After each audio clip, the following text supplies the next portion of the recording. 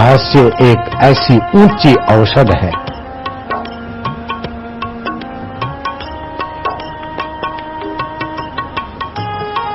एक ऐसा ऊंचा प्रयोग है जो आपके दिल को और स्वास्थ्य को और वातावरण को खुशहाल रखता है। कंगाल से कंगाल व्यक्ति को भी सहज सुलभ, और धनवान और सत्तावान और हास्य नहीं है तो वो कंगालों से भी बदतर हो जाता है। क्या ख्याल है? क्या ख्याल है भैया? सच बात है। हाँ, तो नाथ संप्रदाय के आदि गुरु ने कहा, हसीबो, खेलीबो, धरीबो ध्यान। जीवन को बोझिला मत बनाओ, टेंशन वाला मत बनाओ, बर्डन के बंडल लेकर मत जियो। हसीबो, खेलीबो, धरीबो ध्यान। अहर्निश कथिबो ब्रह्म ज्ञान। खावे पीवे न करे मन भंगा, कहे नाथ में तिसके संगा। खाए पिए लेकिन ऐसा मिलना ही चाहिए। टीवी तो रंगीन चाहिए, एयर कंडीशन होगी तभी नींद आएगी। ये हराम पाई छोड़ दे मनवा। एयर कंडीशन है तो ठीक है, हॉट कंडीशन है तो ठीक है, और कोई कंडीशन नहीं है तो भी हम राजी हैं उसमें जिसमें तेरी रजा है मेरे यार। काय की कंडीशन है पकड़ के बैठा है? एक कंडीशन है, 7 फेरे फिरते उनके झगड़े होते, लड़ते मरते, एक दूसरे को छोड़ के जाते। 4 फेरे फिरने वाले सरदार सरदारियों की भी उसी रूट से यात्रा होती, और लवर लवरियों का तो बहुत बुरा हाल है। जयराम जी की, तेरे साथ हम कोई फेरा नहीं फिरे थे। अगले जन्म की पत्नी के फेरे फिरे लेकिन छूट गया, पतियों से फेरे फिरे छूट गए, लेकिन हे देव बिन फेरे हम तेरे। अगले जन्म में तो हमारा आत्मा था, अब भी है। बचपन चला गया, बचपन के मित्र चले गए। बचपन कौन से दिन छोड़ा तो 50 लाख का इनाम दिला दूंगा, नहीं बता सकते हैं। जवानी किस दिन छोड़ी बूढ़े लोग बता सकते क्या? नहीं। वो निगुड़ी छूट गई जवानी और बचपन के साथी और सहेलियां छूट गई, फिर भी उसको जो जानता है वो कभी छूटा क्या? बचपन में ऐसा हुआ था, ऐसा मेरा दोस्त था, ऐसी मेरी सहेली थी और मैं ऐसे गई थी, और एक बार उसको तो रसी थी, साथ में तो डर गई, वो तो मर गई, लेकिन वो डरना मरना और वो सहेली का न होना वो तो सब गायब, लेकिन उसको जानने वाला तू मौजूद मेरा रब। बिन फेरे हम तेरे। बच्चा हमारे, तुमको तो पता है, बच्चा तुम्हारा, बेटा तुम्हारा हो, बेटी तुम्हारी हो, अगर तुमको दौड़ दौड़ के आके कह के मम्मी मम्मी मम्मी मैं तेरा हूं, तो तुम्हारा दिल छलकेगा कि नहीं छलकेगा? है भाई लोग, आपका बेटा नन्हा आकर कह दे पिताजी मैं तुम्हारा हूं, जैसा कैसा तुम्हारा हूं, तो आपका दिल छलकेगा ना। बस आप भगवान को ईमानदारी से कह दो, हम तुम्हें जानते नहीं लेकिन तुम्हारे हैं, तुम्हारे हैं। अगर ईमानदारी से नहीं कहते तो ऊपर ऊपर से भी कह दो, बेईमानी से भी कह दो, और भगवान मानेंगे चलो बेईमानी से भी कहता तो सच्ची बात है। आजा मेरे बेटवा मौज कर बापू की नहीं, आनंद हो जाएगा। साधना यूं मुफ्त में चालू हो जाएगी भाई, भक्ति का मीटर 24 घंटा चालू। इतना तो आप कह सकते हैं, माताएं देवियां लालियां, इतना तो कह सकते हैं ना, बिन फेरे हम तेरे, प्रभु हम तेरे। जो सदा नहीं रहेगा उससे आप डरते क्यों? जो सदा नहीं रहेगा उससे आप आकर्षित क्यों होते हो? ये बुद्धि का दोष निकाल दो बस, फिर भगवान को भी बुलाने की जरूरत नहीं पड़ेगी, भगवान अपने आप प्रकट होते।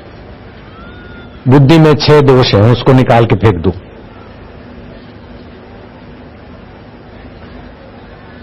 छह दोष निकाल के फेंक दो बुद्धि में, फिर देखो क्या होता है। भगवान कोई दूर की चीज है, पराए हैं या मरने के बाद मिलेंगे, ऐसे भगवान हमको नहीं चाहिए।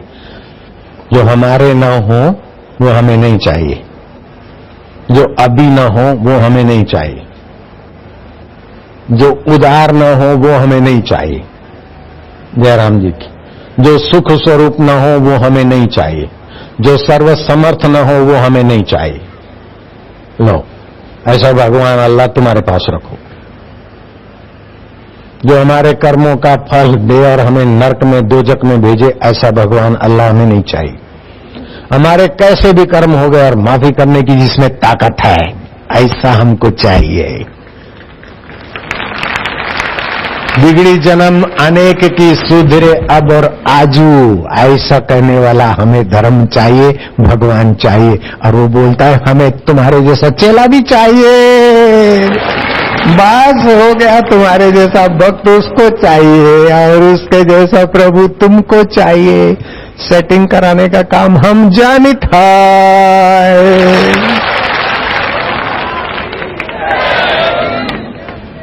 हाइड्रोजन ऑक्सीजन, जय मत बोलो, तुम्हारे बाप की जय, चुप रहो, समय खराब करते। हम तुम्हारी जय देखना चाहते हो और तुम मेरी जय में कब तक उलझोगे? मेरी जय बोलने की जरूरत नहीं है। बादलों में क्या होता है? Hydrogen oxygen. लेकिन बादल घूमते रहे, पानी नहीं बरस सकता है जब तक बिजली न चमके। और विज्ञानियों ने नाम दिया है कैटालिटिक एजेंट।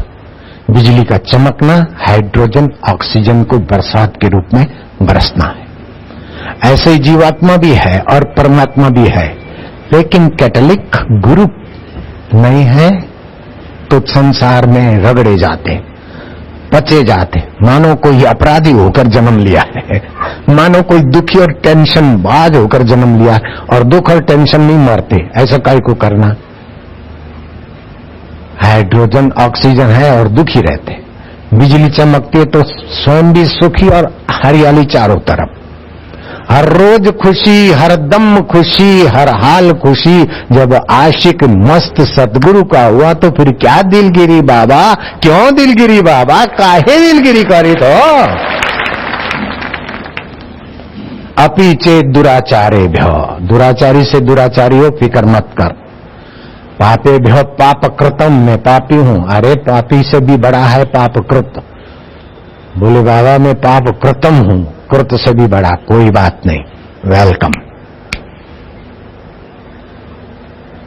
कैटालिटिक एजेंट बिजली पानी नाली से उठा है कि गंगा जी से उठा है वो नहीं देखती है। हाइड्रोजन ऑक्सीजन है, बरसात। ऐसे ही गुरु जी देखते हैं कि जीवात्मा है और चाहता है और परमात्मा भी है, तो मिलाने में कंजूसी काहे करी है गुरुदेव? नहीं कर सकते। जय जय नहीं बोलो, कुछ खिलाने पिलाने की बात करो। जय जय, ये मस्का मारने की बातों से काम नहीं चलता। माया तैयार हो जाओ, मेरे को मिठाई खिलाने की एकदम तैयारी करो। वर्ल्ड रिलीजियस पार्लियामेंट में 700 धर्मगुरु इकट्ठे हुए थे, मैं भी गया था। और जिसका प्रवचन ज्यादा देर प्यारा लगता है और भीड़ होती है, तालियां बजती, उसका टाइम बढ़ता है। मेरे को 5 मिनट दिए, फिर 55 मिनट सत्संग चला। हाय रुक जा हो बजाने वाले, रुक जा। फिर मीडिया वाले कैमरा लेकर, पत्रकार लेकर मेरे को घेर लिया। बोले मिस्टर बापूजी, माया सत्संग सुनती है फिर लड़ती क्यों है? मीडिया वालों को तो ट्रेनिंग होती है टेढ़ा मेढ़ा पूछने की। हकीकत में तो जो महीने के साल के 15 झगड़े करती, सत्संग के बाद 10 हो जाते, 8, 7, 5, 6 हो जाते। सही उत्तर तो ये था, लेकिन मैंने उनको चरपरा सवाल का जवाब भी चरपरा सुना दिया। मैंने क्या, देखो जिस देश की माया सत्संग नहीं सुनती, वे कम वक्त सिगरेट पीती है, बायकट कटवाती है, डांस करती, अपने पति की भी नहीं रहती। जयराम जी की सुना दिया। अपने सासू की भी नहीं रहती। ननंद और भाभी, देरानी और जेठानी साथ में नहीं रह सकती। मेरी भारत की देवियां तो साथ में भी रहती है और पतियों से भी निभाती है। भाइयों, माया ताली बजाने से कुछ नहीं होगा लालिया। मुझे मिठाई खिलाना तुम्हारा कर्तव्य है और मेरा अधिकार बनता है। वर्ल्ड रिलीजियस पार्लियामेंट में भारत की नारियों की मैंने वकालत की, कुछ तो मिलना चाहिए। तो मिठाई आप सब खिलाओ और मैं खाऊं तो मेरा क्या हाल हो जाएगा, सोचो। मिठाई तो बने घर में, बेटे का मुंह खोलना या अपना खोलना और कह देना बापूजी भगवान और संत तो भाव के भूखे हैं, लो खाओ बापूजी, बस हो गया। ठीक है, एक आध बार खिला देना बस। भले बेटे को खिला दो चाहे अपने मुंह में डाल दो, लेकिन कह देना लो भाई ये संत अर्पण। कोई घाटा की बात है क्या? ठगाई तो नहीं हो रही है? धोखा तो नहीं कर रहा हूं? बस ठीक। सुख को जो भोगने लग जाता है वो दुरुपयोग करता है, भोगी बनकर कमजोर हो जाएगा, पुण्य नाश करेगा, आदतें बिगाड़ेगा, हरीफ बनाएगा, शत्रु बनाएगा, बेचैनी का जीवन को बुलाएगा। सुख के भोगी मत बनो, सुख बांटो, कुटुंब में, परिवार में, अड़ोस में, पड़ोस में सुख बांटो, आनंद बांटो। हम बांट रहे इसीलिए तो आप खिंच के आ रहे। अकेले बैठ के समाधि में सुख लेता तो आप थोड़े आते। सुख बांटने की चीज है, मान बांटने की चीज है, ये पक्का कर लो। सुख लेने की चीज और मान लेने की चीज है, ये गलती निकाल दो। बुद्धि शुद्ध होने का राजमार्ग है। पति मुझे प्यार नहीं करता, सोची मत बेटी। पत्नी मुझे प्यार नहीं करती, भाई बहन पड़ोसी सेठ नौकर मुझे प्यार नहीं करता। आपने कभी पिक्चर का कोई गाना सुना होगा तो उसमें एक गाना हमने बचपन में सुना था। पहले आप अपना दिल दो सामने वाले को, स्नेह करो, फिर आपका दिल उसको छूकर आ जाए अपने पास, उसके दिल आपके पीछे घूमेगा। इतनी बात तो पिक्चर वाले भी जानते हैं। दिल दे के देखो, दिल दे के देखो, दिल दे के देखो जी, दिल लेने वाले दिल देना सीखो जी, मान लेने वाले मान देना सीखो जी, सुख देने वाले सुख देना सीखो जी। सुख के भिखारी मत बनो, मान के भिखारी मत मानो, किसी का दिल लेने के भिखारी मत बनो, अपना दिल उनके हित में दे डालो, फिर आपके हित भरा दिल उसको लेकर आपके साथ ही चलेगा। मेरे साथ करोड़ों करोड़ दिल चलते, अभी लाखों लाखों दिल बैठे, चाहे कितनी गर्मी हो, कितनी असुविधा हो, लाखों लाखों दिल बैठे। क्यों बैठे? आते ही मैं अपना दिल बांट देता हूं और आपको दिल छुआ कर आकर बैठ जाता हूं। फिर आपकी ताकत है कि ले जाओ अपना दिल, उठ के जाओ तो सही। देखे खटका होगा यार, नहीं अच्छा नहीं, टाइम तो हो गया लेकिन थोड़ा और सही।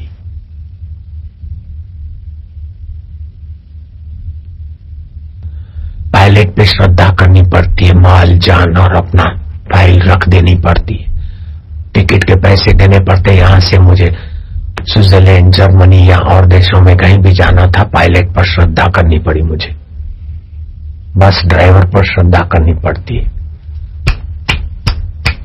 सलून में दाढ़ी उतारने वाले हजाम पर श्रद्धा करनी पड़ती है कि अस्त्र यहीं घुमाएगा, यूं नहीं कर देगा।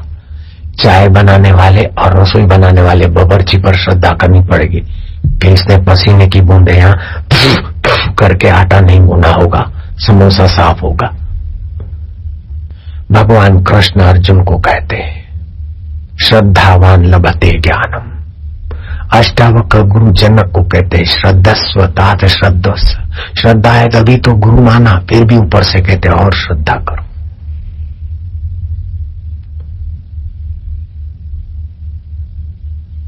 नारद जी के ग्रंथ में आया, श्रद्धा पूर्वा सर्वधर्मा मनोरथा फल प्रदाहा, श्रद्धया साध्यते सर्वम श्रद्धया तुष्यते हरि। श्रद्धा से भगवान प्रसन्न होते।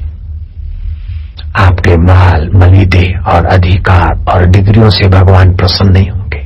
आप श्रद्धा से प्रार्थना करते, 2 फूल चढ़ा देते, 1 लोटा पानी चढ़ा देते, तो क्या शिव जी को 1 लोटा पानी की कमी है? नहीं, आपकी श्रद्धा की धारा आपके हृदय को द्रवित करती है। जिसके लिए श्रद्धा रखते हो उसको क्या फायदा होता होगा वही जाने, लेकिन श्रद्धा जिसके हृदय में होती है उसको रसमय बनाती है। श्रद्धा से कैंसर के रोग मिट सकते हैं, डॉक्टर हर्बर्ट बेनिसन का कहना है। कैंसर का रोग तो श्रद्धा से मिटता ही, हर्बर्ट कहते हैं। मैं तो कहता हूं जन्म मरण का रोग भी श्रद्धा से मिट जाता है, और भी कई रोग श्रद्धा से मिट जाते। दिल्ली वालों के लिए वृंदावन अनजाना नहीं है। इंदिरा गांधी की गुरु आनंदमयी मां जिसके चरणों में बैठकर कथा सुनती है, वो अखंडानंद महाराज मेरे दोस्त थे, मित्र संत थे, मेरे आश्रम में आए थे। उन्होंने अपने प्रवचन में कहा कि गोसाई जिनको हमारी उनसे खूब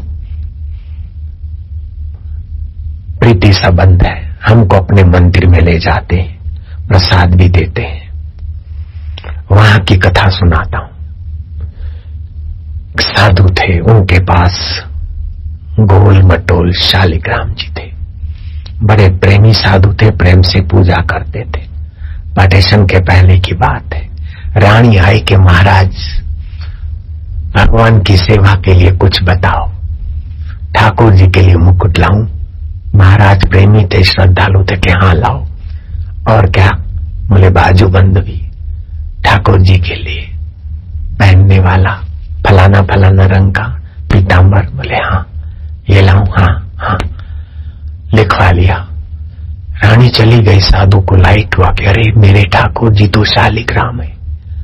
अब वो सामान लाएगी और कहेगी कि पहराओ, तो महाराज मैं तुमको कैसे मुकुट पहराऊंगा? महाराज मैं तो प्रेम प्रेम में भूल ही गया कि आप गोल मटोल हो। एक डिबिया में आपको आराम कराता हूं। मैं तो बांके बिहारी के दर्शन से आपको तो शांताकारम भुजगशयनम मानता हूं। गंदगी का गोल पत्थर जो मानते वो मानते, मैं तो आपको भगवान मानता हूं। प्रभु मेरी इज्जत आपके हाथ में है, क्या करोगे? महाराज मैं तो तुम्हारा हूं, जैसा तैसा हूं, तुम्हारा हूं। रानी कल परसों आएगी, मंत्री को भी लाएगी, बोलेगी श्रृंगार करो, हम ठाकुर जी के दर्शन करें। और ठाकुर जी हमारे डिबिया में गोल मटोल महाराज महाराज महाराज महाराज करते पुकारते पुकारते वो गोसाई साधु खो गया। जिसका था अनजाने में उसका हो गया। डिबिया का ढक्कन उछला और वह गोल मटोल शालिग्राम बढ़ते बढ़ते बढ़ते बढ़ते बांके बिहारी जैसी मूर्ति बन गई। और वो गोल मटोल शालिग्राम उनके पीठ में आज भी है। वृंदावन में वो गोसाई मंदिर में इस श्रद्धा के फल का दीदार कर सकते हो। तुलसीदास महाराज गए बांके बिहारी के मंदिर में, लोगों को बताना चाहते होंगे कि देखो श्रद्धा का बल कैसा है। पंडों ने कहा ठाकुर जी को प्रणाम करो। तुलसीदास जी अड़ गए कि तुम्हारे बांके बिहारी मेरा इष्ट देव नहीं है। भीतर से जानते थे कि मेरा इष्ट देव अनेक रूपों में है, लेकिन अब ये बांके बिहारी के रूप में तुम्हारा इष्ट देव है। मेरा इष्ट देव है धनुषधारी। अगर ये तुम्हारा बांका बिहारी सभी रूपों में है तो मेरे ठाकुर जी के रूप में प्रकट हो जाए। तुलसीदास ने शर्त लगा दी, तुलसी मस्तक तब न में धनुष बाण लियो हाथ, कित मुरली कित चंद्रिका कित गोपियन को साथ, अपने जन के कारणे श्री कृष्ण भयो रघुनाथ। अवध धाम धामांजीपति अवतारण पति राम, सकल सिद्धपति जानकी दासन पति हनुमान, कर कहे धनुष चढ़ाइयो चकित भये सबको, मगन भये सिया जानकी देख राम जी का रूप। रामानंद साधु, रामानंदी साधु अपने राम जी की आरती के बाद ये गाते हैं, जप के साथ मंत्र करते हैं, वो मंत्र के साथ प्राणायाम प्राण को रोकते हैं तो आपका मनोबल, बुद्धि बल, प्राण बल, नाड़ी तंत्र बल बढ़ जाएगा। अगर श्वास बाहर रोककर आप जप करते हैं 40 सेकंड तो वासनाएं और रोग के कण खींचकर जठरा में आ जाएंगे। आप निरोग तो रहेंगे लेकिन निर्भीक और प्रसन्न भी हो जाएंगे। कैसा भी मन दुखी और अशांत है, दीक्षा के वक्त बताया हुआ जंप और कराए हुए प्राणायाम करके बैठिए, आपकी चिंता, दुख, टेंशन गायब हो जाएगा। फिर भी कभी कभी मन नहीं लगता हो तो अभी मैं 3 प्राणायाम कराऊंगा। आप वैसे 2 करोगे, मन लगेगा, मन का भाप लगेगा। दोनों नथुनों से श्वास खींचो, गुरु मंत्र का जप करो। अब कंठ में गुरु मंत्र का जप हो गया 1-2, अब कंठ में ओम जपो। मैं करता हूं, ऐसा करो।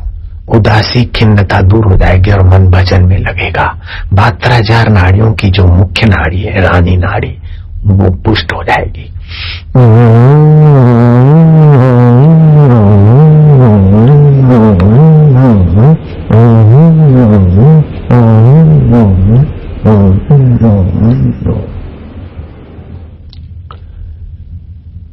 इसमें क्या जोर लगता है, क्या कठिनाई है?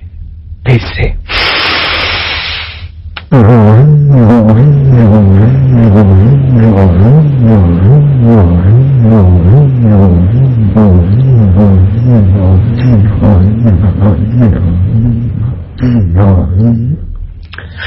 3 बार करके फिर जब ध्यान करो, मन लगेगा, उदासी दूर हो जाएगी। दीक्षा के समय जो दिखाया, जंप या प्राणायाम आदि कर लेना। एक बार भगवान शिव के सपूत कार्तिक स्वामी गए सूर्य देवता के पास। धधकती आग का गोला सूर्य नहीं, सूर्य का अधिष्ठाता देव। लंबी चौड़ी कंपनी नहीं, कंपनी का मालिक। समझ गए?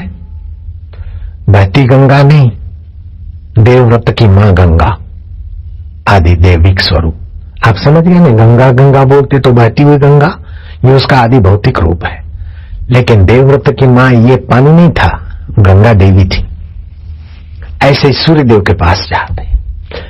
जो सूर्यदेव ने देखा कि भगवान शंभ सदाशिव के ज्येष्ठ पुत्र आ रहे, स्वागत की थाली लेने गए पूजा की। उनका स्वागत करने के लिए 4 कदम उनकी तरफ चले, इतने में कोई विमान जा रहा है और गौर से देखा। मानसिक आह्वान किया सूर्यदेव ने। विमान का देव पुरुष उधर आया। सूर्यदेव ने उनका भली भांति स्वागत कर डाला, उनको विदाई दी। कार्तिक स्वामी के लिए, शिव जी के बड़े बेटे के लिए पूजा की थाली दूसरी ले आए। इतने में दूसरा विमान पसार हो रहा था। कार्तिक को पीठ दे दी, उनका आह्वान कर लिया। कोई मेहमान आ रहा है, उसका स्वागत करने जाते, उससे कोई बड़ी हस्ती आ रही तो आप क्या करोगे? उधर चले जाओगे ना। उससे कोई बड़ी हस्ती आ रही तो उधर चले जाओगे। उसका स्वागत हुआ, विदाई हुई। तीसरी थाली लाए। कार्तिक का पूजन करने को हाथ तिलक करके, चरण धुलाकर तिलक करने। कार्तिक जी कहते हैं कि सूर्यदेव, आप बुद्धि के अधिष्ठाता देव हो। आप बुद्धिमान व्यक्ति के कर्तव्य में कुछ न कुछ रहस्य होता है। वो विमान में जो जा रहा था वो कौन आत्मा थी, कौन थे वे? मुझे तो आप पहचानते थे। मैं भगवान शिव जी का ज्येष्ठ पुत्र कार्तिक हूं, गणपति जी का बड़ा भैया। मेरा स्वागत के बदले आपने उनका स्वागत किया तो वो कुछ हस्ती होंगे ना। कौन थे? बोले वो ब्रह्मज्ञानी संत थे। लोगों को मंदिर मस्जिद में या गिरजाघरों में भगवान है ऐसे दायरे में घुमावे में से बाहर निकालकर अंतर आदमी परमात्मा की तरफ ले जाने वाले जागृत पुरुष थे।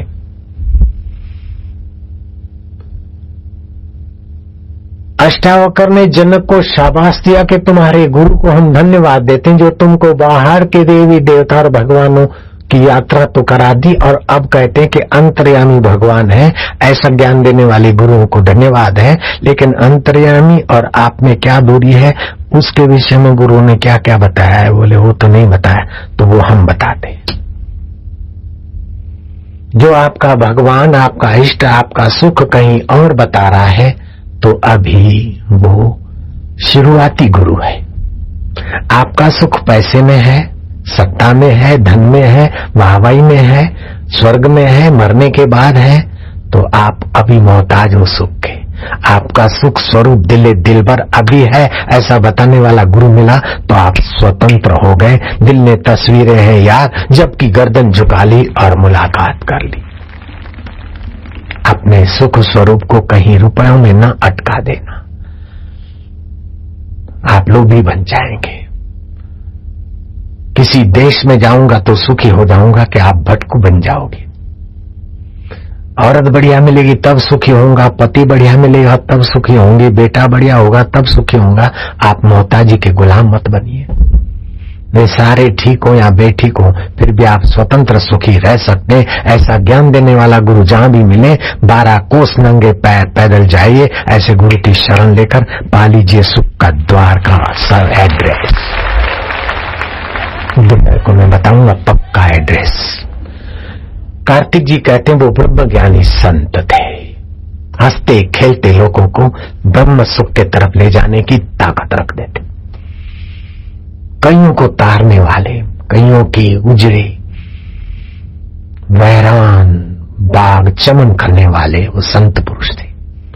बोले उनका स्वागत साक्षात शिव का स्वागत है, हम मानते हैं। ब्रह्मज्ञानी का आदर शिव जी का आदर है। भगवान का आदर। लेकिन दूसरा विमान जो गया था उसमें भी कोई ब्रह्मज्ञानी थे? बोले ना, ब्रह्मज्ञानी तो नहीं थे, लेकिन समाज और संत के बीच सेतु बनने वाले सत शिष्यों में से एक बंदा था। संत और समाज के बीच कड़ी बनने वाला वो सत शिष्य था। नाम करने के लिए नहीं, पैसा कमाने के लिए नहीं, तन मन धन खर्चा करके समाज रूपी देवता को संत का अनुभव प्रसाद मिले और समाज रूपी देवता का तन तंदुरुस्त रहे, मन प्रसन्न रहे, बुद्धि में बुद्धिदाता का सामर्थ्य प्रकट हो, ऐसा सत्य शिष्य था। समाज और संत के बीच कड़ी बनने वाला। मैंने उसका पूजन आपके पूजन से भी ज्यादा महत्वपूर्ण माना था।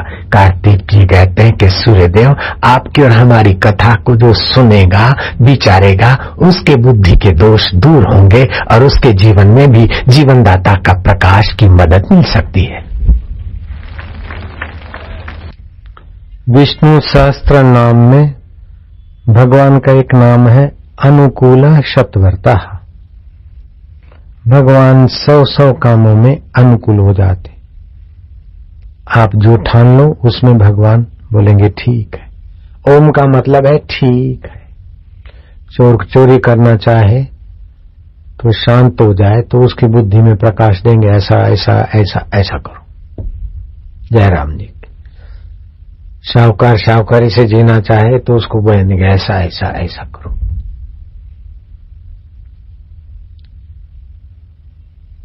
आतंकवादी अपना प्लानिंग बनाना चाहे और सफल होना चाहे तो उसको भी बोलेंगे हाँ ऐसा ऐसा करो। बोले भगवान फिर उनको क्यों देते हैं ऐसा? भगवान ने मनुष्य जन्म को स्वतंत्र बनाया, वो भगवान अपना वचन निभा रहे। 84 लाख योनियों में प्रकृति के पराधीन है, मनुष्य कर्म करने में स्वाधीन है, तो काय को भगवान सत्ता नहीं दे? फिर कर्म करो, उसका फल भगवान देंगे, लेकिन कर्म तुम जो भी करो उसमें भगवान अनुकूलता कर देंगे। जैसे आप विद्युत को कहीं भी लगाओ, चाहे गीजर में लगाओ, चाहे फ्रिज में लगाओ, चाहे जनरेटर को और किसी में लगाओ, टिल्लू में लगाओ, चाहे स्लाटर हाउस में लगाओ, चाहे पूजा रूम में लगाओ, चाहे एम्पलीफायर में लगाओ, बिजली अनुकूल हो जाती है ना। ऐसे ही भगवान शतवर्ती 100 कामों में आपको सत्ता, स्फूर्ति और प्रेरणा देंगे, आप जो करना चाहो। फिर एक नाम भगवान का है भय नाशना भयकृता। भय को नाश करने वाले भी हैं और भय को देने वाले भी हैं। जब उनके होकर आप सत्कर्म करते हैं तो जन्म मरण का और संसार का भय मिटा देते हैं।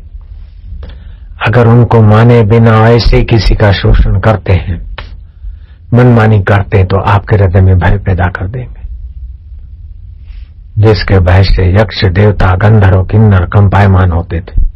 वो रावण सीता का हरण करने जाता है तो एक पत्ता हिलता है तो डरता है। कंस भोजन करता है तो चपर चपर आवाज, अपने मुंह की आवाज से डरता है कि कहीं कृष्ण तो नहीं आ गए, मार तो नहीं डालेंगे। भय नाशना भयकृता। भय को नाश करने वाले भी है और भय कराने वाले भी। अनुकूला शतवर्तिना। ओम ओम मना। आप बुद्धो ओम प्रभु, आप जो चाहते हैं वो हो। मेरी वासना के अनुसार मैं आपका फायदा लेकर नरक में न पड़ूं, आपकी वासना के अनुसार मैं अपना सुख दूसरी जगह न बांटूं। मेरा सुख स्वरूप आप ही के चरणों में आपकी भक्ति दो, भगवान उसमें मदद करेंगे। आपकी प्रीति दो। मेरा किसमें भला है मैं नहीं जानता हूं, जिसमें मेरा भला है बस वही आप करो देव। तो फिर भगवान ऐसी मति गति देंगे, बुद्धि के 6 दोष हर लेंगे। विश्व का प्राचीन उत्तम परम उत्तम तर ग्रंथ है वेद। वेद का सार भाग उपनिषदों, उपनिषदों का सार भाग गीता, और गीता का सार है कि भगवान की शरण होकर भगवान को चाहो, बस सब हो जाएगा। सुबह उठो, हरि शरणम, तुम्हारी शरण। मेरी इच्छा के अनुसार तो मैं कई जन्मों से भटकता रहा। मेरा जिसमें मंगल हो, मेरी मति की गति वही करिए नाथ। मेरा सुख परदेश में, यात्रा में, ऐसा बनने में ये मेरी बुद्धि की कमजोरी है। मेरा सुख कहाँ है मुझे पता नहीं। जिसमें मेरा मंगल हो, परम सुख हो, बस वो आप करिए नाथ। बेटा आज्ञाकारी होने में मेरा मंगल है तो ऐसा ही करेंगे, और बेटा अवज्ञा करेंगे और मुझे वैराग्य देगा तो आप ऐसा ही करें। मैं नहीं चिल्लाऊंगा कि मेरा बेटा आज्ञा क्यों नहीं मानता। जयराम जी की बेटी बेटे कहना मानते, इसमें मेरा और उनका मंगल है तो ऐसा करिए, और मेरा कहना नहीं मानते और मेरी ममता तोड़ने में मेरा मंगल है तो वो ऐसा ही करें। हम दुखी क्यों होते हैं कि बेटा नहीं मानता, बेटी नहीं मानती। बेटे दुखी क्यों होते हैं कि मम्मा पापी हमारे को करने नहीं देते। ऐसा बुद्धि की बेवकूफी से ही दुख पैदा होता है, मम्मी का, मामा का, बेटा का, बेटी का। हमारा मंगल किसमें हम नहीं चाहते, जानते, लेकिन हमारी वासना के अधीन भगवान को करने को कहते। बेटे को, बेटी को, पति को, पत्नी को, पप्पा को, मम्मी को हमारी वासना के अधीन करें, ऐसी बेवकूफी से झगड़े पैदा होते, दुख पैदा होते। क्या ख्याल है? पक्की बात। बुद्धि की बेवकूफी का नाम है दुख। ईश्वर कल्याणकारी है, और वो जो भी करेंगे हमारे भले के लिए करेंगे।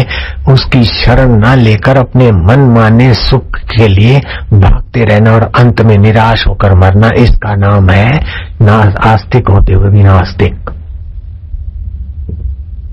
ईश्वर को मानते तो हैं, लेकिन ईश्वर सर्वसमर्थ है, परम हितैषी है। हमारा मंगल जितना ईश्वर जानते हैं, कर सकते हैं, उतना हम जानते नहीं, कर नहीं सकते। इस बात को हम नहीं मानते, सुनते हैं फिर भी नहीं मानते, नास्तिक।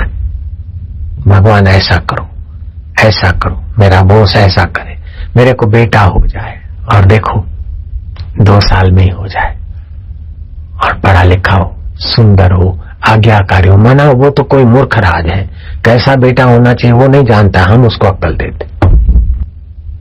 नर्स बोलती है कि तुमको बेटा होगा, मिठाई खिलाओगे? बोले हाँ। बेटा हुआ? बोलो मैंने कहा ना बेटा होगा, हो रहा है। बेटी हो गई तो बोले क्या करे, भगवान की मर्जी। यश तो अपने सिर पर लेते, और अपयश होता है तो दे भगवान के सिर पे।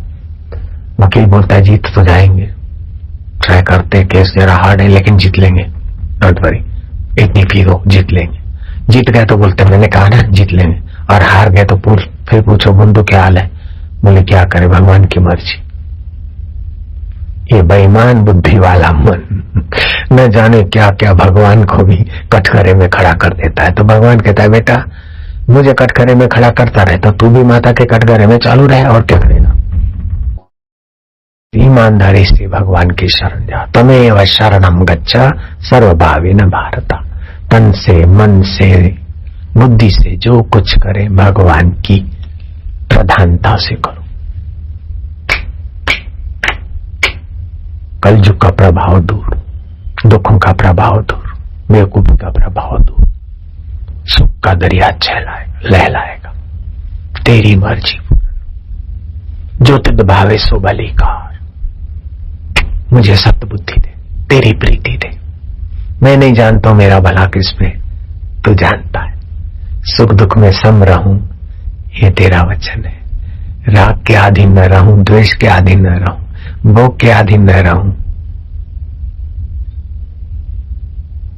मन में द्वेष होगा किसी के लिए भी तो जलन हृदय में होगी, बुद्धि मारी जाएगी। राग होगा तो बंधन, बुद्धि मारी जाएगी। जरा जरा बात में दुखी सुखी हो। आप चाहते क्या सड़क पे खड्डे मिले, बम्पर मिले, धुआं मिले, ट्रैफिक मिले? नहीं चाहते, फिर भी आती तो क्या दुखी होते रहोगे? निभाते जाओ भाई, क्या करें, सम होकर गुजरते जाओ। ये तो ट्रैफिक मिल गई, हाय हाय करके सिर कूटोगे, परेशान हो जाओगे। बम्पर मिल गए, खड्डे मिल गए, ऐसा मिल गया। भाई संसार में सब मन का चाह नहीं होता। जो हम चाहते वो सब कुछ होता नहीं, जो होता है वो सब भाता नहीं, पहलवान को भी नहीं भाता, और जितना भाता है वो टिकता नहीं। क्या ख्याल है? जो हम चाहते वो सब होता नहीं, जो सब होता है उतना सब भाता नहीं, और जितना भाता है वो टिकता नहीं। तो फिर महाराज जो सदा टिके वो ही तुम्हारी प्रसादी दो, हमारे हित की हो। इतना दृढ़ता पूर्वक मान लेने से, कह लेने से तुम्हारे बाप का क्या जाता है, आपका क्या घाटा पड़ता है। दिन रात ये प्रार्थना दोहरा दो, सतबुद्धि दाता मेरा हित हो ही आप बुद्धि दो। राग से, द्वेष से, भय से, वैर से, विषमता से हम दुखी हैं। राग, द्वेष, भय, विषमता हटे और समता आ जाए, तेरी प्रीति आ जाए, नश्वर की प्रीति हट जाए। पुकारो बस। कैसे देना वो सब जानता है, ऐसे दे दे, वैसे दे दे, बापू के मन में ऐसा कर दे, ऐसी बदमाशी की सूझ मत देना भगवान को। बापूजी को ऐसा कह दे, भगवान तो बापूजी से ऐसा करवा दे, तेरी मर्जी। नया पाठ है, सरल पाठ है, सुंदर पाठ है, सर्वोपरि पाठ है। ईश्वर मिल जाए और क्या चाहिए। राग, द्वेष, विषमता और दूसरी जगह सुख, ये बेवकूफी हट गई तो इतनी प्रतिकूलता में भी शांति है, सुख है। हमारा मैं सत्य है, चेतन है, आनंद स्वरूप है और नित्य है, लेकिन हम अपने असली मैं को नहीं जानते। पहले नहीं था, बाद में नहीं रहेगा और रोज नहीं की तरफ जा रहा है, उस शरीर को हम मैं मानते हैं और उसी से संबंधित वस्तुओं को, परिस्थितियों को हम अपना मानते हैं। परिस्थितियां एक जैसी नहीं रह सकती, वस्तु एक जैसी नहीं रह सकती, शरीर एक जैसा नहीं रह सकता, लेकिन हमारा आत्मा कभी अन्यथा हो नहीं सकता। बचपन बदल गया, जवानी बदल गई, सुख आए चले गए, दुख आए चले गए, मान आए चले गए, अपमान आए चले गए, पद आए चले गए और आएंगे, लेकिन आखिर इन पदों को भी हम छोड़ेंगे, चाहे बापू पद हो, चाहे बेटा पद हो, चाहे कोई पद हो, लेकिन हम अपने आप को कभी नहीं छोड़ सकते। जिसको कभी नहीं छोड़ सकते उसको मूल रूप में हम नहीं जानते, और जिसको सदा रख नहीं सकते उसकी आसक्ति हम छोड़ते नहीं। यही दुखों का कारण है। दुख ईश्वर ने नहीं बनाया है, दुख प्रकृति ने नहीं बनाया है, दुख हम भी नहीं चाहते, फिर भी दुख से छुटकारा नहीं होता है तो कहीं कोई मुख्य गलती है। और मुख्य गलती कहाँ है? उस मुख्य गलती को मिटाने के लिए भगवान कृष्ण का दर्शन हो जाए तभी भी। मुख्य गलती मिटाए बिना दुखों का अंत नहीं होगा, क्योंकि अर्जुन को श्री कृष्ण मिले थे फिर भी अर्जुन का दुख न मिटा। जीसस कई लोगों को मिले थे फिर भी लोगों का दुख नहीं मिटा था। सुकरात और मोहम्मद साहब भी कई लोगों को मिले, लेकिन उन महापुरुषों का, चाहे जीसस हो, चाहे सुकरात हो, चाहे कृष्ण जी हो, उनका सत्य उपदेश अगर हम समझकर अपने आप को ठीक से जाने तो दुख टिक नहीं सकता, मुसीबत टिक नहीं सकती। तो श्री कृष्ण के दर्शन होने के बाद भी अर्जुन को जब तक तत्व ज्ञान का प्रकाश नहीं मिला तो अर्जुन का विषाद नहीं मिटा। विश्वरूप दर्शन किए अर्जुन ने तो भी भय नहीं मिटा, और कृष्ण जी को कहा चतुर्भुजी रूप में फिर से प्रभु प्रकट हो जाओ। श्री कृष्ण का अद्भुत सामर्थ्य था, द्विभुज रूप में भी प्रकट होते थे, चतुर्भुजी रूप में भी। युद्ध के समय श्री कृष्ण बागडोरे संभाले हुए थे। भीम और द्रौपदी का आपस में थोड़ा विवाद हो गया था, तो दो हाथों से कृष्ण ने भीम को रोक दिया और दो हाथों से द्रौपदी को रोक दिया। श्री कृष्ण आप तो 16,108 दुल्हा बन गए, और श्री कृष्ण का अद्भुत सामर्थ्य गर्गाचार्य 16,108 बन गए। ऐसे समर्थ व्यक्तित्व के धनी श्री कृष्ण के कृपा पात्र अर्जुन का जब तक आत्मा का ज्ञान नहीं पाया तब तक दुख नहीं मिटा था, दुनिया जानती है। तो जो आत्मज्ञान पाते हैं, पवाते हैं, उसके निमित्त जो कुछ प्रयत्न करते हैं वे वास्तव में मानव जात के परम हितैषी है। यूनिवर्सिटियां, कॉलेज, स्कूल सब बने, ठीक है, अच्छा है, लेकिन उसके साथ साथ मनुष्य को वास्तविकता का ज्ञान, जो हर परिस्थितियों में सम रहे, संतुष्ट रहे, सुखी रहे और हर क्षेत्र में ठीक ढंग से उन्नत हो सके, और उन्नति का अभिमान, अवनति का दुख उसे दबाए नहीं, ऐसा निर्भीक प्रकाशमय ज्ञान की बहुत जरूरत है। तो गीता में ये सारी विद्याएं हैं। समत्व योग की विद्या गीता में है, ईश्वर योग की विद्या है, ब्रह्म योग की विद्या है, और बहुत सारी विद्या है। मेरे पास समय का अभाव है। मैंने दोपहर के सत्संग में कहा था कि हमारे बुद्धि के अगर 5 दोष मिट जाएं तो हम निर्दुख हो सकते हैं। हमें तत्व ज्ञान स्वाभाविक सहज जो हमारा जन्म सिद्ध अधिकार है उसको हम उपलब्ध हो सकते हैं। बुद्धि के कैसे दोष हैं हम जान लें। बुद्धि में एक होता है राग, ये वस्तु मिले, ये परिस्थिति मिले, ये योग्यता मिले तब हम सुखी रहेंगे। उस नुगड़ी को पता नहीं कि मिली हुई चीज तो बदल जाएगी, जो सदा मिला मिलाया है वो सब का सरताज है। ये बुद्धि की बेवकूफी जब तक नहीं निकलेगी तब तक हमारा वही हाल होगा जो सदियों से होता आया है। सांसारिक राग से रंजित बुद्धि कैसे भी करके मनवांछित वस्तु पा ले, इससे चोरी, अन्याय, दुराचार, व्यभिचार, एड्स आदि सारे के सारे दोष पैदा हो जाते हैं कि कैसे भी करके फास्ट सुखी हो जाए। वास्तविक अपना सुख का पता नहीं और संभोग से सुख चाहते हैं। अमावस्या पूनम को भी अगर ऐसा करते तो विकलांग संतान ही पैदा होती है और बालिकाओं का सारा जीवन दुखी होता है, और संतान नहीं पैदा हुई तो संभोग करने वाले की आयुष्य और तंदुरुस्ती का घाटा होता है। तो ये बुद्धि में औचित्य अनौचित्य बिना जल्दी सुखी होने की जो बेवकूफी है, बाहर से सुख अंदर भरने की जो बेवकूफी है, ये एक दुख का एक कारण है। ऐसे 6 कारण हैं बुद्धि के। एक तो राग, संसार की परिस्थिति और भोग में उचित अनुचित को सोचने ही नहीं देगा। उससे अन्याचार, अत्याचार, दुराचार, रुश्वतखोरी आदि सब कन्या मन्या कुर्र, चाहे मेरी पोस्ट पे हम बैठ जाएं और बुद्धि में ये बेवकूफी हो तो हम यही करेंगे, कन्या मन्या कुर्र, तू मेरा चेला मैं तेरा गुर्र, दक्षिणा दर, तू चाहे तर चाहे मर, क्योंकि मुझे सुखी होना है, माल लेकर सुखी होऊंगा। लेकिन उस माल से अहंकार बढ़ सकता है, भोग बढ़ सकता है, लेकिन आंतरिक सुख से मैं दूर फेंका जाऊंगा। जयराम जी तो बोलना पड़ेगा।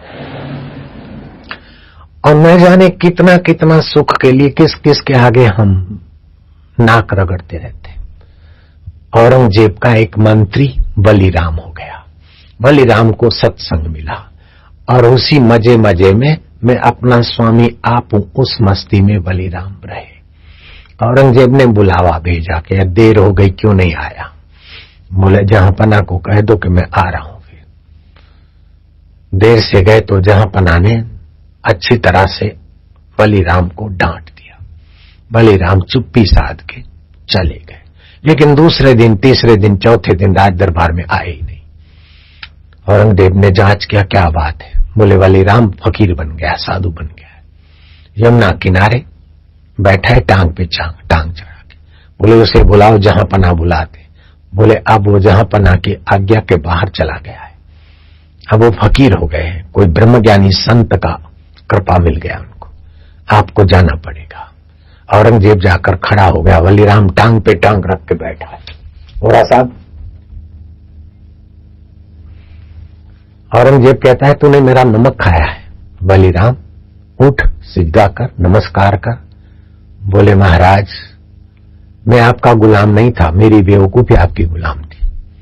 मुझे मंत्री पद मिले, आप मेरे पर खुश रहे, लोगों की वाहवाही मिले, तब मैं बड़ा आदमी बनूं। मैंने अपने बड़प्पन को नहीं जाना था।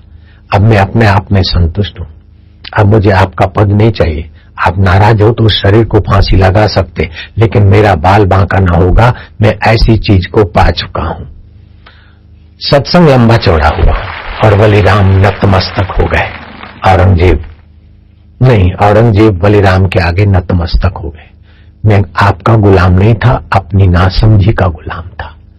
आप कृपा करेंगे, आपका रथ मिलेगा, आपका ये मिलेगा, इसलिए मैं गिड़गिड़ा रहा था। अब मुझे समझ मिल गई, मैं अपने आप में तृप्त रहना में सीख लिया। देखा अपने आप को, मेरा दिल दीवाना हो गया। ना छेड़ो मुझे यारों में खुद पे मस्ताना हो। रामकृष्ण परमहंस सभी जगह परमात्मा सत्ता ओतप्रोत व्याप रही है, भरपूर है। जल में थल में ईश्वरीय सत्ता है, चैतन्य है। एक ब्रह्म है, उसके सिवा और कुछ नहीं। ईशावास्यम इदम सर्वम यत् किंचितम जगत्याम जगत। शास्त्रीय भाषा में तो उपदेश नहीं दे रहे थे, लेकिन वे अपने अनुभव की वाणी वही बोल रहे थे जो शास्त्र में था। स्वामी विवेकानंद अभी स्वामी की पदवी से विभूषित नहीं हुए थे। विद्यार्थी नरेंद्र और दूसरे सत्संगियों ने ये सुना, उनको ये सिद्धांत जरा कठिन सा लगा। रामकृष्ण सत्संग करके चले गए। नरेंद्र अपने दूसरे गुरु भाई के साथ इस बात पर विचार मनन करते करते ये कैसे मान ले कि पेड़ में भगवान है, पौधे में भगवान है, मच्छर में भगवान है, कुत्ते घोड़े में भगवान है, गधे में भगवान है, जरे जरे में भगवान, ये कैसे मान ले? ठाकुर कहते तो है, लेकिन ये कैसे? व्यवहारिक तो नहीं। ऐसी बात करते करते अट्टहास्य कर बैठे नरेंद्र। रामकृष्ण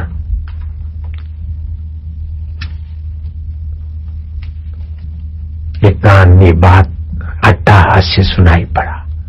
वे हंसते हुए बाल भाव में, अर्ध भगवत भाव अर्ध व्यवहारिक भाव में भागे भागे जो धोती कच्छे के ऊपर लंगोटी के ऊपर धोती बांधनी थी, वो धोती हाथ में लिए हुए भागे।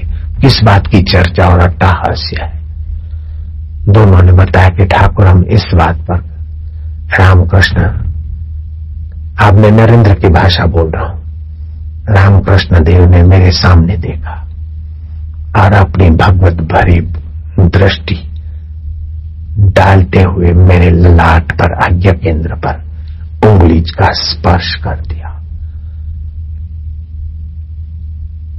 मेरी वो भाव समाधि लग गई। क्या देखता हूं कि पक्षियों की किलोल में चैतन्य सत्ता है, फूलों में फलों में ईश्वर ईश्वर ईश्वर।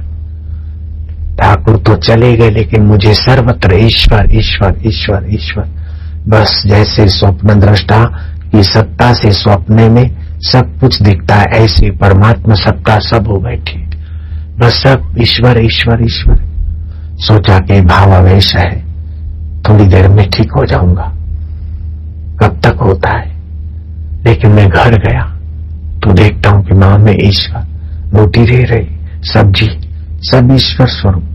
खा रहे तो ईश्वर की सत्ता से स्वाद आ रहा है, और स्वाद भी ईश्वरत्व का है, सब ईश्वर। एक और खाया, दूसरा ग्रास खाया, तीसरा ग्रास हाथ में रह गया। उसी विचारों में शांति में खो गया। मेरी मां आई, क्या हो गया तेरी? पागल तो नहीं हो गया? खाना खाना, भोजन कर। मैंने भोजन किया। फिर मैं ऐसा रहने लगा। मेरी मां ने कहा ये तो छोड़ा मर जाएगा। क्या हो गया इसको? भाइयों, मैं आपको सत्य कहता हूं कि रामकृष्ण देव के वो केंद्र सुविकसित हुए और उन्होंने अपने स्पर्श से ही मेरे को कई दिन तक इस भाव समाधि में, और अब उस दिन के बाद मेरे को अद्वैत ब्रह्म सर्वत्र एक परमात्मा सत्ता है, उसमें कोई संशय नहीं है। रामकृष्ण देव मिले नरेंद्र को और लीलाशाह बापू मिले आसुमल को, और बहुत बहुत तड़पने के बाद मुझे इष्ट देव ने कहा कि लीलाशाह जी के पास जा, हम तुझे वहीं मिलेंगे। शिव पार्वती गणपति सभी रूपों में वहां गुरु के यहां तुझे हम मिलेंगे। तो मैं पूछता था कि कौन बोल रहा है? कि जिसका तुम भजन करते हो, अनुष्ठान कर रहे हो, मैं वो ही बोल रहा हूँ। परमात्मा बोल रहा हूँ, अंतर्यामी बोल रहा हूँ, तुम्हारा इष्ट बोल रहा हूँ। तब मैं गुरु जी के पास गया और गुरु जी ने वो पंचदशी दी। गणेशपुरी के निकट एकांत जंगल में गुरु जी का कोई निवास था, वहां में पहुंचा और उसने वो पढ़ा। गुरु जी ने मेरे पर, रामकृष्ण ने तो स्पर्श किया और गुरु जी ने मेरे पर दृष्टिपात किया। नजरों से वे निहाल हो जाते हैं जो ब्रह्मज्ञानी की नजरों में आ जाते। 2.5 दिवस मुझे ये जगत ब्रह्ममय भासने लगा। ये जीवत मेरा तेरा ये होश नहीं आया, गड़बड़ी वाला होश नहीं। हालांकि संसार का उठना बैठना ये सब होश तो था, लेकिन जिसको अज्ञान जनित जिसको संसारी होश बोलते, उस होश से कहीं दूर हम पहुंच गए थे, उस रहस्य के भंडार में। 2.5 दिन तक वह स्थिति रही। 3 मिनट ये स्थिति रहने से पुनर्जन्म नहीं होता है। रामकृष्ण देव को 6 दिन ये स्थिति रही, तोतापुरी गुरु की कृपा से। और नरेंद्र को भी कुछ दिन रही और मेरे को 2.5 दिन रही। तो कहने का तात्पर्य है कि सभी के अंदर बहुत सारी सूक्ष्म क्षमताएं, योग्यताएं छुपी है। सुना सकना कोई नहीं, सबके भीतर लाल मूर्ख ग्रंथि खोले नहीं, कर्मी भयो कंगाल।